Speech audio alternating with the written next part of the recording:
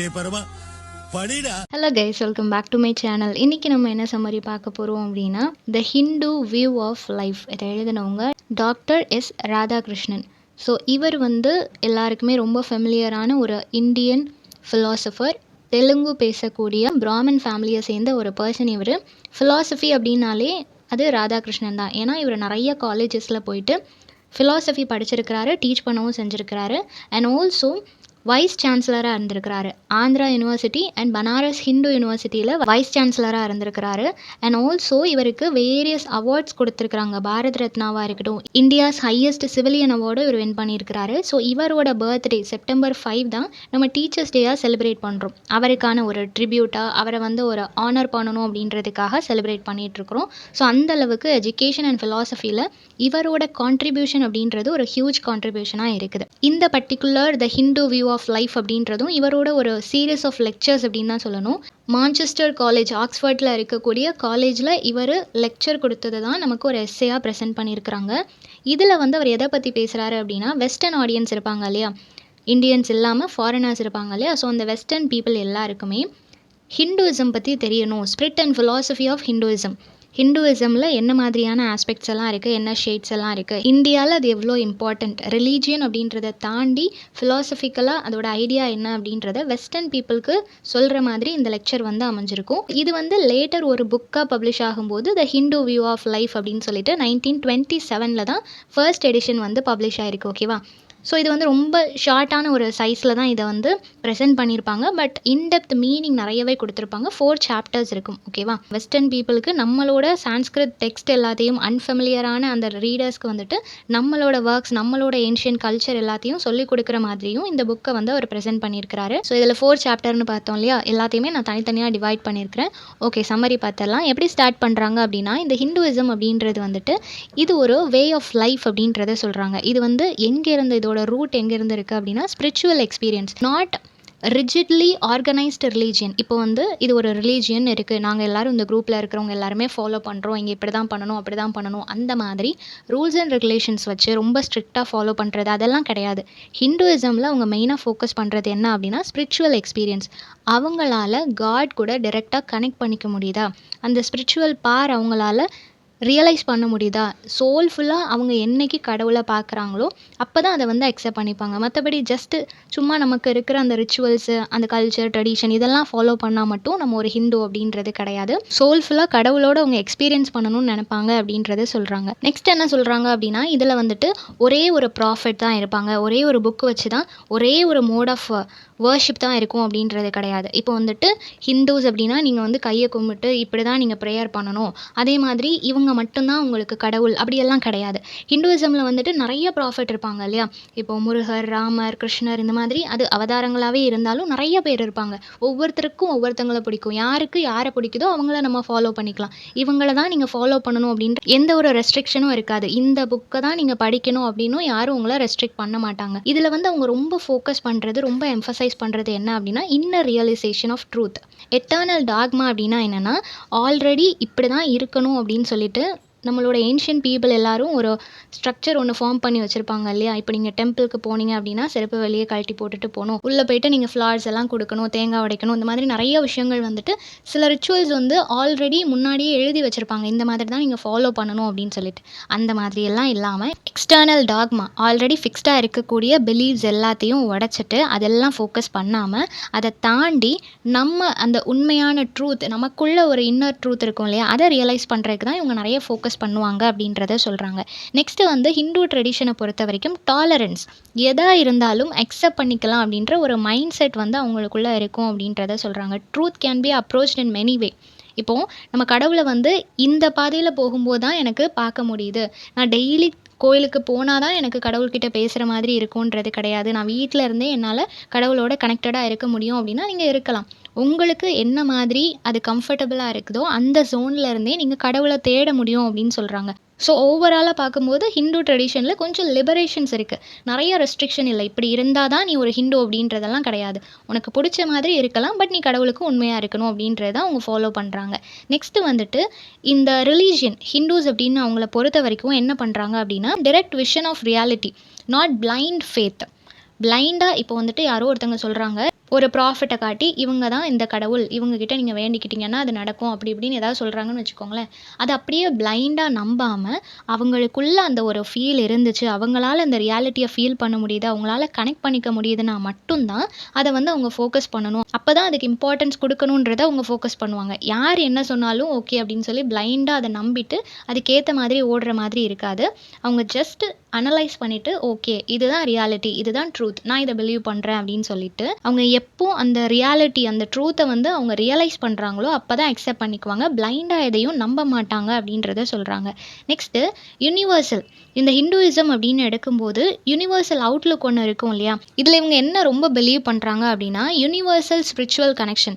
எல்லா human being, humanity அப்படின்னு எடுத்துக்கிட்டோம், ஹியூமன் சோல்ஸ் எல்லாருக்குமே ஒரு ஸ்பிரிச்சுவல் கனெக்ஷன் இருக்கும் அப்படின்றத ஹிந்துயிசம்ல ரொம்ப நம்புறாங்க. சொல்லிக்கிற ரிலீஜியன் வேறையா இருந்தாலும், சொல்லிக்கிற காடோட நேம் வேறையா இருந்தாலும், எல்லாருக்குள்ளேயும் ஒரு ஸ்பிரிச்சுவல் பிலீஃப் ஒண்ணு இருக்கு இல்லையா? அத வந்து இவங்க ஜென்ரலா நம்புறாங்க. ஹிந்துஸ் மட்டும் தான் எங்களோட கனெக்டடா இருக்கணும் அப்படின்றது இல்ல. ஆல் தி ஹியூமன் பீயிங் யாரெல்லாம் இந்த ஒரு ஸ்பிரிச்சுவல் கனெக்ஷன் இருக்குதோ, அவங்க எல்லாருமே யுனிவர்சலி எல்லாருமே சேம் அப்படின்ற ஒரு மைண்ட் செட் அவங்களுக்குள்ள வருது. ஸோ எவ்ரிஒன் எல்லாரும் ஒன் டூ ஒன் அந்த ஸ்பிரிச்சுவல் ஜேர்னிய வந்து ஷேர் பண்ணிக்கணும் அப்படின்றத நினைக்கிறாங்க. ஸோ ஸ்பிரிச்சுவாலிட்டி அப்படின்றது ஒரு காமன் த்ரெட். நம்ம வந்து யூசுவலா நமக்கு ஒரு பிலீஃப் இருக்கு. அத மத்தவங்க கிட்ட ஷேர் பண்ணுவோம். இப்ப தமிழ்நாடுன்னு எடுத்துக்கிட்டீங்கன்னு வச்சுக்கோங்களேன். 3 ரிலீஜியன் வந்து மெஜாரிட்டி இருக்கு இல்லையா?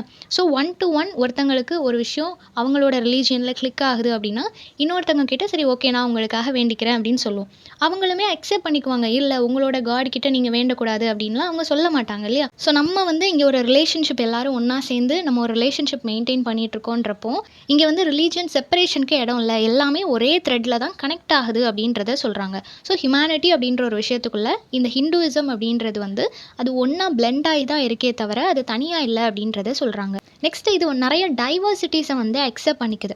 இப்போ ஹிந்துஸ்லயே சில பேர் வேற மாதிரி இருப்பாங்க. இப்போ ஹிந்துஸ் வந்து முன்னாடி ஹிந்துஸ் அப்படின்னா எல்லாருமே ஒன்று போல தான் இருப்பாங்க. ஆனால் இப்போ வந்து அதுலேயும் நிறைய டிவிஷன்ஸ் வந்துட்டு கிறிஸ்டியானிட்டி எடுத்துக்கிட்டோம்னா அதுலேயும் நிறைய டிவிஷன்ஸ் இருக்கு இல்லையா? ஸோ அந்த மாதிரியான டைவர்சிட்டிஸ் எல்லாத்தையுமே இவங்க ஒன்றா அக்செப்ட் பண்ணிப்பாங்க அப்படின்றத சொல்றாங்க.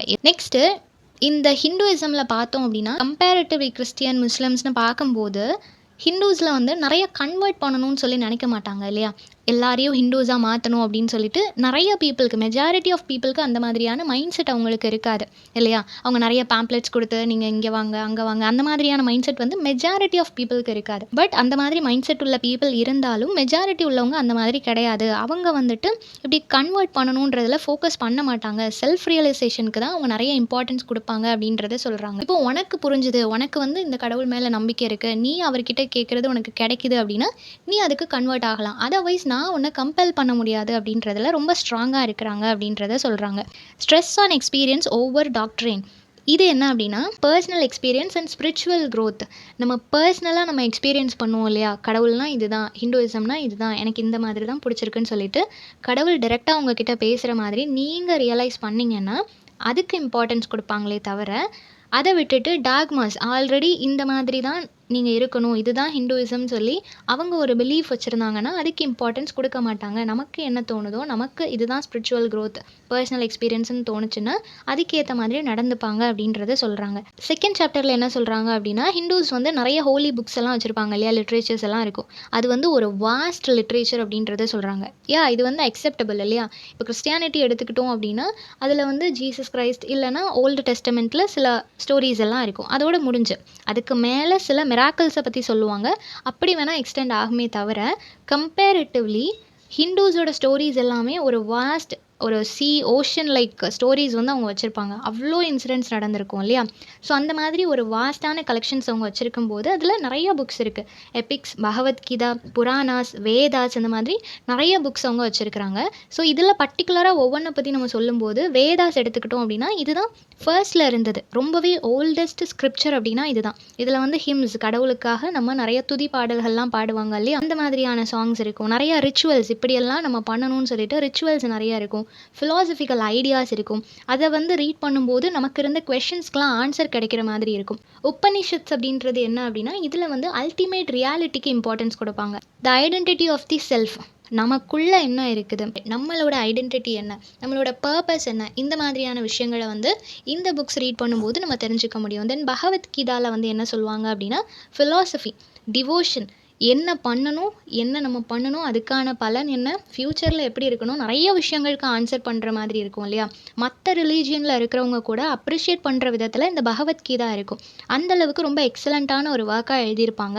ஸோ இது வந்து ஒரு ஸ்பிரிச்சுவல் லைஃப்பை நம்ம என்ன மாதிரி வாழணும் அப்படின்றத வந்துட்டு சொல்லிக் கொடுக்குற மாதிரி இருக்கும். தென் ஹிந்துயிசம் அப்படின்றது வந்துட்டு இதில் ஒரு ஃபிக்ஸ்டு கான்செப்ட் அப்படின்றது எதுவுமே கிடையாது. ஒரு ஃபிக்ஸ்டு அவுட்லைன் வச்சு இதை தாண்டி நீ போகக்கூடாது, இதுக்குள்ளே தான் இருக்கணும் அப்படின்னு சொல்லிட்டுலாம் எதுவுமே கிடையாது. ப்ராக்ரெசிவ் ஆஃப் ட்ரூத் தான். அவங்க வந்து அந்த ஸ்கிரிப்சர் எடுத்துக்கிறாங்க அப்படின்னா, இவ்வளோ தான் ஸ்கிரிப்சர், இதை தாண்டி நீ எழுதக்கூடாது, இதை தாண்டி வேறு கான்செப்டே கொண்டு வரக்கூடாது அப்படின்லாம் சொல்ல மாட்டாங்க. இப்போது மகாபாரதம், ராமாயணம்லாம் இருக்குன்னா அதை வேரியஸ் இன்டர்பிரிட்டேஷன், ஒவ்வொருத்தரும் ஒவ்வொரு ஐடியாஸ் சொல்லுவாங்க இல்லையா? எல்லாத்தையுமே அக்செப்ட் பண்ணிக்கணும் இல்லையா? ஸோ ஒரு பர்டிகுலர் பாயிண்டில் வந்துட்டு எல்லாமே கரெக்டு தான் அப்படின்ற மாதிரி ஒரு கன்க்ளூஷனுக்கு நம்ம வருவோம். இல்லை அப்படின்னா நம்மளோட ஐடியாஸ் தப்புன்னு சொல்லுவாங்க. ஸோ எல்லாத்தையுமே அக்செப்ட் பண்ணிக்கிற மாதிரி தான் இருக்கும். ஒரு ஃபிக்ஸ்டு லைன் அப்படின்றது இல்லை அப்படின்றத சொல்கிறாங்க. நெக்ஸ்ட்டு தியாலஜி அப்படின்றது என்னது? கடவுளை பற்றி, இந்த ஸ்பிரிட்ஸ், டிவைனிட்டி, இது எல்லாத்தையும் பற்றி நம்ம படிக்கிறது இல்லையா? ஸோ இந்த தியாலஜி ஹிந்துயிசமை பொறுத்த வரைக்கும் இது வந்து நிறைய இன்டர்பிரிட்டேஷன்ஸ், வேரியஸ் இன்டர்பிரிட்டேஷன்ஸை அலோவ் பண்ணுது. Then personal gods, Vishnu, Shiva, Devi, இந்த மாதிரியெல்லாம் நிறைய காட்ஸ் இருப்பாங்க இல்லையா? இவங்க எல்லாருமே மேனிஃபெஸ்டேஷன் தான் ஃபோக்கஸ் பண்ணுறாங்க. ஓகேவா? ஒரு அல்டிமேட் ரியாலிட்டி, இதுக்காக மட்டும்தான் அவங்களோட கோலாக இருக்குது. ஸோ அதை மட்டுமே ஃபோக்கஸ். இப்போது ஹிந்துஸில் வந்துட்டு ஒவ்வொருத்தவங்களுக்கும் லக்ஷ்மி, சரஸ்வதி அப்படின்னு ஒவ்வொருத்தருக்கும் ஒவ்வொரு இது வச்சுருப்பாங்க இல்லையா? செல்வம், கல்வி, அந்த மாதிரி ஒவ்வொன்றும் வச்சுருப்பாங்க. ஸோ இவங்க எல்லாருமே மேனிஃபெஸ்ட் பண்ணுறது ஒரே விஷயத்தை தான். ஓகேவா? எல்லாரும் ஃபோக்கஸ் பண்ணுறது ரியாலிட்டிக்கு தான். நெக்ஸ்ட் என்ன சொல்கிறாங்க அப்படின்னா, rituals and mythology are not end in themselves but aids for spiritual growth. இப்போது நிறைய ரிச்சுவல்ஸ் எல்லாம் நம்ம பண்ணுறோம் இல்லையா? அந்த ரிச்சுவல்ஸாக இருக்கட்டும், இல்லை மித்தாலஜி, நிறைய ஸ்டோரிஸ் எல்லாம் கேட்குறோம் மித் ரிலேட்டடாக. நமக்கு நிறைய மித்து வந்து ஓகே அது உண்மைதான் அப்படின்ற மாதிரி ஒரு ஃபேத் இருக்கும். பட் இது எல்லாமே நம்மளோட அது முடிஞ்சு போகிறதில்ல அப்படின்றத சொல்கிறாங்க. இது எல்லாமே ஸ்பிரிச்சுவல் க்ரோத்துக்கான ஒரு ஸ்டெப்ஸாக தான் இருக்குது. ஓகேவா? ஒரு ரிச்சுவல் வந்து நம்ம பார்ட்டிசிபேட் பண்ணுறோம், அதை பண்ணுறோம் அப்படின்னா அந்த ஹிந்துயிசமில் நம்ம இன்னும் ஸ்ட்ராங் ஆகிறதுக்கு, ஸ்பிரிச்சுவலி நம்ம ரொம்ப கனெக்டட் ஆகிறதுக்கான ஸ்டெப்ஸ் தானே தவிர அது எதுவுமே ஒரு விஷயத்தை எண்டப் பண்ணாது அப்படின்றத சொல்கிறாங்க. நெக்ஸ்ட் வந்து ஸ்கிரிப்சர்ஸ் இருக்கு இல்லையா? இது வந்து இன்ஃபாலிபிள் கமெண்ட்ஸ் கிடையாது.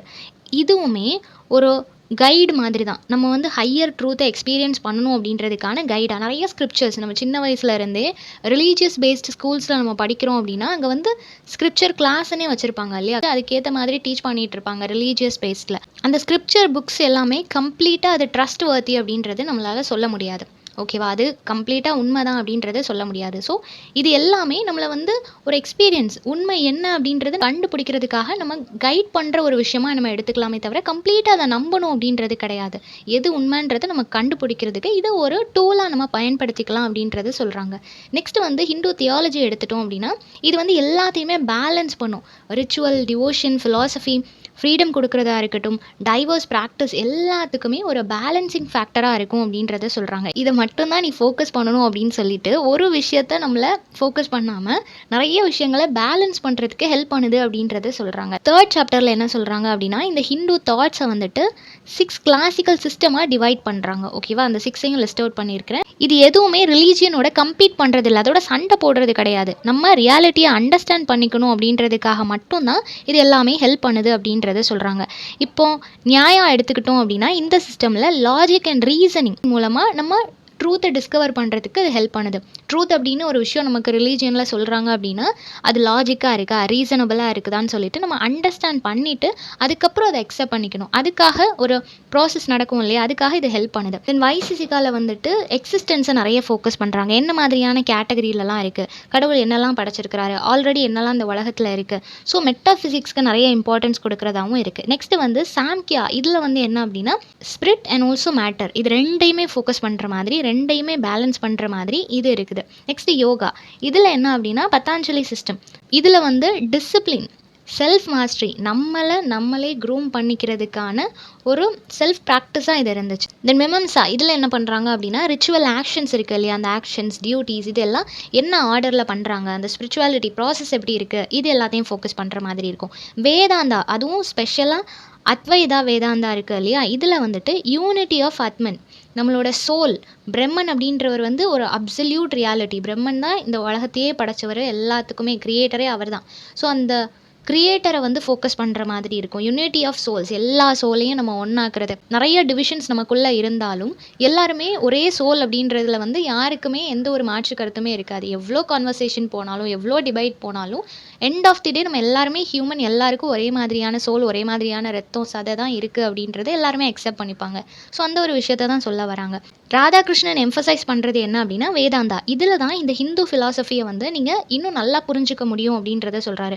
ஒரு அல்டிமேட் ஸ்பிரிச்சுவல் விஷன் வந்து இதில் தான் நமக்கு கிடைக்கும். மற்ற புக்ஸ், மற்ற லிட்ரேச்சரை நம்ம பார்க்குறத விட இந்த வேதாந்தா பார்க்கும்போது இன்னும் ஒரு டீப் அண்டர்ஸ்டாண்டிங் நமக்கு கிடைக்கும் அப்படின்றத சொல்கிறாங்க. தென் இந்தியாவை பொறுத்த வரைக்கும் ஃபிலாசபி அப்படின்றது வந்து இவங்க பியோர்லி ஃபோக்கஸ் பண்ணுறது என்ன அப்படின்னா லிபரேஷன். எந்த ஒரு ரிலீஜியனாக இருந்தாலும் சரி, எந்த ஒரு டீமாக இருந்தாலும், குரூப்பாக இருந்தாலும் லிபரேஷன் அங்கே இருக்கணும். எப்போ அவங்களோட சின்ஃபுல்லான லைஃப்பில் இருந்து அவங்களுக்கு ஒரு லிபரேஷன் கிடைக்கும், எப்போ வந்து அவங்களோட இந்த பேட் டேஸில் இருந்து, வேர்ஸ்டான லைஃப்பில் இருந்து ஒரு லிபரேஷன் கிடைக்கும்னு சொல்லி எல்லாருமே லிபரேஷனை நோக்கி தான் ஓடிட்டுருக்கிறாங்களே தவிர ஒரு இன்டெலெக்சுவல் க்யூரியாசிட்டி அவங்களுக்கு கிடையாது அப்படின்றத சொல்கிறாங்க.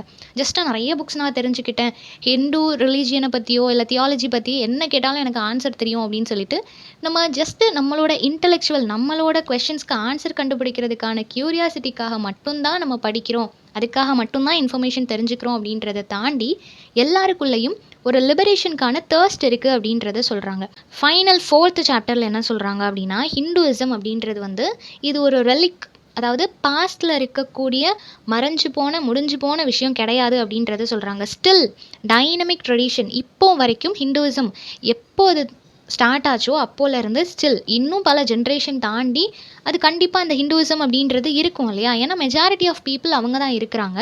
ஸோ அது இன்னும் கண்டினியூ ஆகும். இது ஒரு டைனமிக் ட்ரெடிஷன் அப்படின்றத சொல்கிறாங்க. இந்தியாவை பொறுத்த வரைக்கும் இது ஒரு யூனிவர்சல் அவுட்லுக் அப்படின்றதையும் சொல்கிறாங்க. இப்போது மாடர்ன் ஏஜில் நம்ம இருக்கிறோம். குளோபலி நிறைய இன்ட்ராக்ஷன்ஸ் நமக்குள்ளே இருக்குது. சைனாவில் இருக்கிறவங்களுக்கும் இங்கே இருக்க முருகரை பற்றி தெரிஞ்சுக்க சான்ஸ் இருக்குது. அமெரிக்காவில் இருக்கிறவங்களுக்கும் இங்கே இருக்கிறவங்கள பற்றி தெரிஞ்சுக்க சான்சஸ் இருக்குது இல்லையா? ஸோ குளோபலி இன்ட்ராக்ஷன் இருக்கிற ஒரு மாடர்ன் ஏஜில் இருக்கும்போதும் இந்த ஹிந்துயிசம் அதுக்கு வந்து ரெலவெண்ட்டாக தான் இருக்கும் அப்படின்றத சொல்கிறாங்க. இன்னும் என்ஹான்ஸ் ஆகிட்டே இருக்குது, இன்னும் டெவலப் ஆகிட்டே தான் இருக்குது அப்படின்றத சொல்கிறாங்க.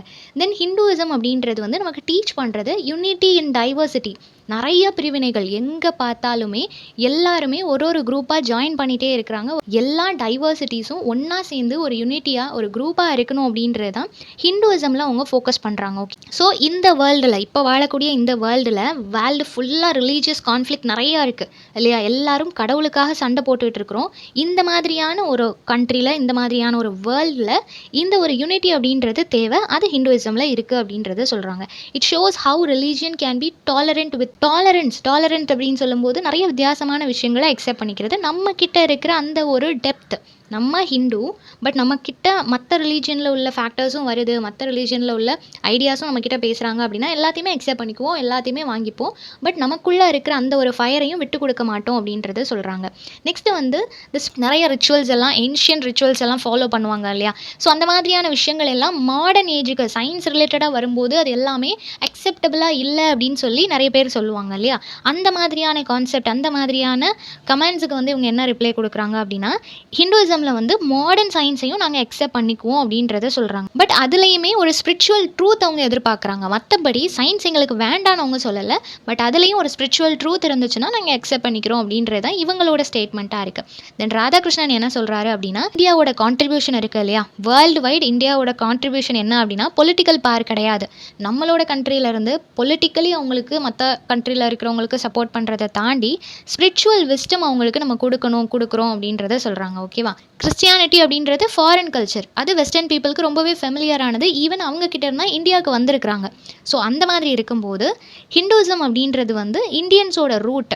அந்த ரூட் உங்களுக்கு நாங்கள் ஒரு கான்ட்ரிபியூஷனாக வேர்ல்டு வைட் அதை கொடுத்துட்ருக்குறோம், ஒரு ஸ்பிரிச்சுவல் விஸ்டம் உங்களுக்கு ப்ரொவைட் பண்ணிகிட்ருக்குறோம் அப்படின்றத சொல்கிறாங்க. ஸோ அந்த ஃபியூச்சர் ஹியூமனிட்டி, ஃபியூச்சர் ஜென்ரேஷன் இருக்கிறாங்க இல்லையா? இவங்க எல்லாருமே சயின்ஸ், எத்திக்ஸ், ஸ்பிரிச்சுவாலிட்டி இந்த மாதிரி நிறைய விஷயங்களை டிபெண்ட் பண்ணியிருப்பாங்க. இது எல்லாத்துக்கும் ஹிந்துயிசம் இன்ஸ்பயர் பண்ணும் அப்படின்றதையும் சொல்கிறாங்க. ரொம்பவே ஸ்ட்ராங்காக சொல்கிறாங்க. எல்லாமே ஹிந்துயிசமில் இருக்குது அப்படின்றத சொல்கிறாங்க. ஸோ அவர் முடிக்கும்போது அந்த லாஸ்ட் மெசேஜாக என்ன சொல்கிறாரு அப்படின்னா இட்ஸ் ட்ரூ, ரிலீஜியன் அப்படின்றது ஒரு எக்ஸ்டர்னல் கன்ஃபார்மிட்டி கிடையாது. வெளியேருந்து ஒருத்தங்க சொல்லி இதுதான் ரிலீஜியன், இப்படி தான் இருக்கும், இதை நீ நம்பணும் அப்படின்னு சொல்லி நம்மளை ஒத்துக்க வைக்கிறது கிடையாது, நமக்கு ப்ரூஃப் எல்லாம் காட்டுறது கிடையாது. செல்ஃப் ரியலைசேஷன், உனக்கா புரியணும் இந்த மாதிரி ஒரு டிவைன் பவர் இருக்குது, நம்ம எல்லாருமே ஒன்று இருக்கணும், நிறைய விஷயங்கள் இருக்குது இல்லையா, அது எல்லாமே செல்ஃபாக ஒன்னால் உணர முடிஞ்சுது அப்படின்னா அதுதான் ஹிந்துவிசம் அப்படின்றத சொல்கிறாங்க. இதுதான் அவர் வெஸ்டர்ன் பீப்புளுக்கு ஹிந்துவிசமை பற்றி எக்ஸ்பிளைன் பண்ண அந்த ஒரு லெக்சர். இந்த சம்மரி எல்லாருக்கும் புரிஞ்சிருக்கும்னு நினைக்கிறேன். நெக்ஸ்ட் என்ன டாப்பிக்கில் வீடியோ போகலான்னு சொல்லி கமெண்ட் பண்ணுங்கள். தேங்க்யூ ஃபார் வாட்சிங்.